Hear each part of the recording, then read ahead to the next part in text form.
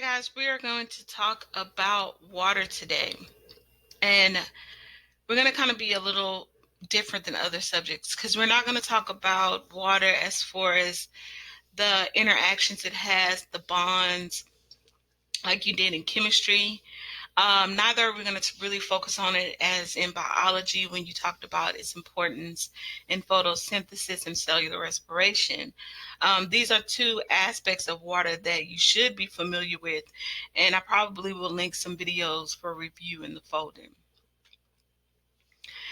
In environmental systems, we are going to focus on water as a resource. A resource is just something that we obtain from the environment to satisfy our needs or our wants.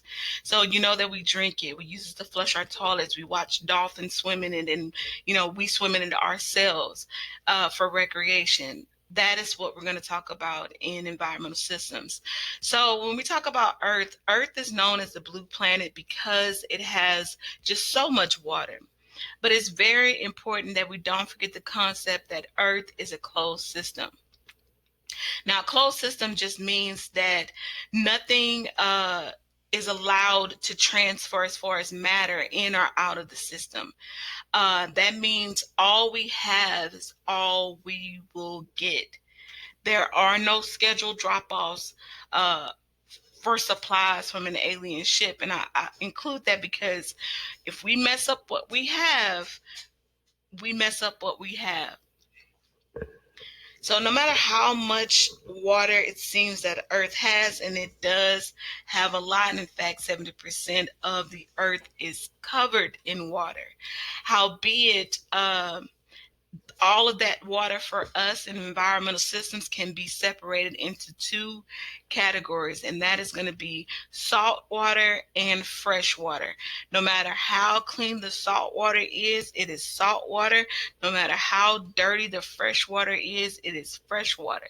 It is all about salinity, or the amount of salt, dissolved salt in water.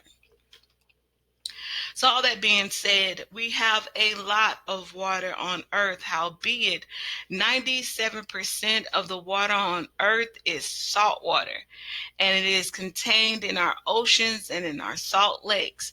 Now, the problem with this 97% is that salt water is toxic to both plants and most animals. So that 97% we cannot use as a true resource.